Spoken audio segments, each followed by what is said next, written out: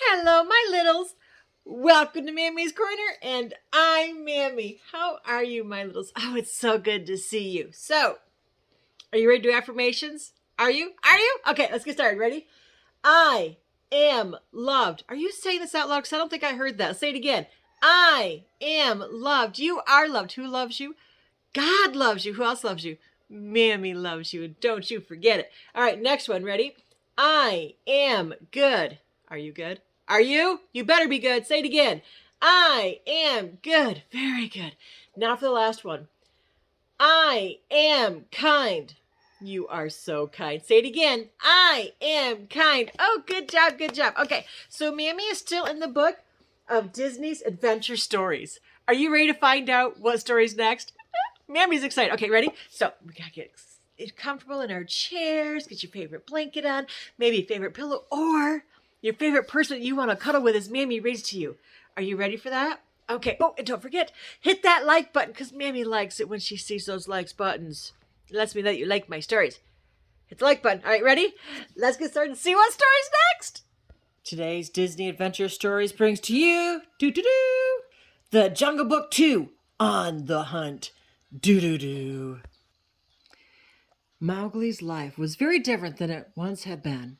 He had been raised in the jungle by a pack of wolves, a fun-loving bear named Baloo, and a protective panther named Bagheera. Now he lived in a man village so that he would be safe from Shere Khan, a tiger who hated him. Life in the man village was difficult for Mowgli. He had a hard time following the rules. He was used to the ways of the jungle, and he missed his animal friends.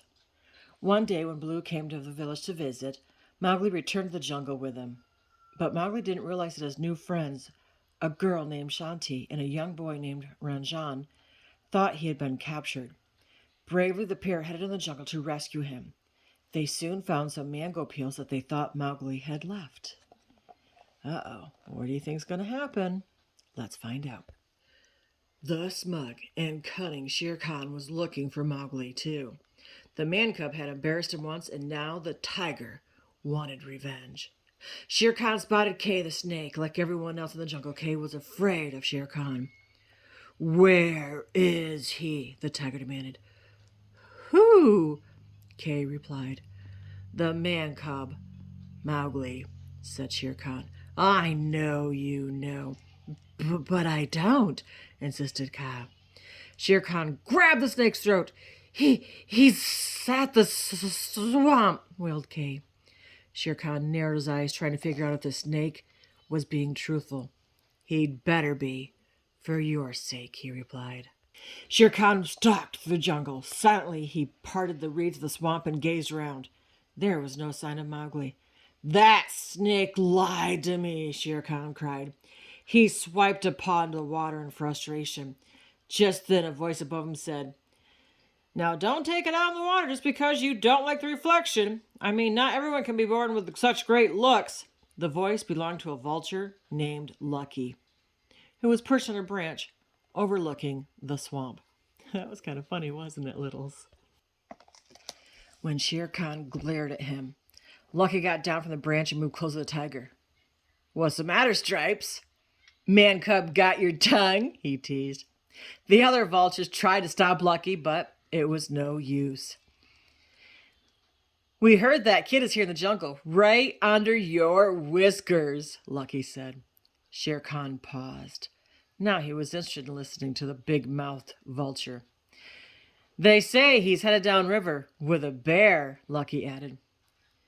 Shere Khan set off to find Mowgli, but before he left, he gave Lucky a parting gift, a defeathering. That means he took all his feathers off him. But before he left, he gave Lucky, that'll teach the bird not to make fun of me, he thought.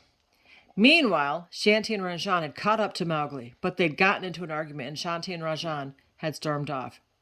With Shere Khan on the prowl, Mowgli knew his friends weren't safe, so he went after them. Oh no, his friends aren't safe. What's going to happen? In a clearing, Mowgli finally spotted Shanti and Ranjan. There you are, he said. I'm so sorry. Will you let me explain? Shanti didn't move a muscle. Come on, said Mowgli. At least talk to me. Eyes wide with fear, Shanti slowly raised her arm and pointed behind Mowgli. When he turned around, Mowgli was face to face with Shere Khan, and the tiger was ready to pounce. "You seem surprised to see me, man cub," Shere Khan said menacingly. Mowgli stepped between his friends and the evil tiger. He had to save Shanti and Rajan. This was all his fault. "You humiliated me, man cub," Shere Khan continued. "I simply can't let you live." Mowgli knew the tiger was serious. "Run!" he whispered to Shanti and Rajan. Shanti grabbed Rajan and took off. Then Mowgli threw some dirt in the tiger's eyes and followed them. Shere Khan shrugged it off with a chuckle and said, "Oh, you're going to try and outrun me." The tiger trailed after the children, but he decided to take his time. He was going to enjoy the hunt. Mowgli found a safe hiding place for Shanti and Rajan. Then he ran away, hoping Shere Khan would follow only him. It worked. Shanti had her own plan, though. "Rajan, wait here," she said. "I've got to go help Mowgli. I'll be right back. Don't move." Rajan waited for about 2 seconds. Then he scampered off after Shanti. Oh no. What's going to happen now? Well, let's find out, my littles. Mowgli soon came to an ancient stone theater. He ran up the steps as quickly as he could with Shere Khan at his heels. Before long, Shanti arrived. In the meantime, Baloo found Rajan and the boy told him what had happened. The bear left Rajan and Bagheera the panther and went with Bagheera the panther and went to the theater to try to rescue Mowgli and Shanti. Will he do it? Will he save them? Oh, come on, littles, let's find out. Inside the theater, Shere Khan paced. He knew Mowgli was there. He just had to find him. "No matter how fast you run, no matter where you hide, I will catch you," he called out. Mowgli hid behind a giant brass gong. Baloo and Shanti soon arrived and hid behind 2 other gongs. Baloo tried to distract Shere Khan by tapping on his gong. The tiger's head snapped around to the sound, and he went to investigate. See, there he is right there. Shanti saw this and began to hit her gong.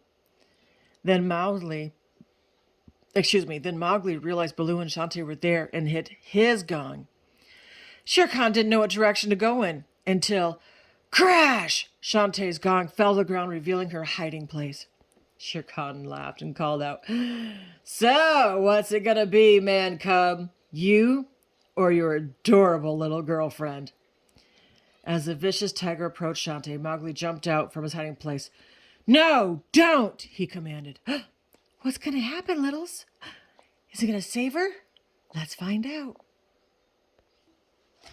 Shere Khan roared and sprang toward Mowgli. In the nick of time, Baloo tackled Shere Khan. They rolled on the ground as they fought, but the tiger wouldn't be stopped. He broke free and headed toward Mowgli.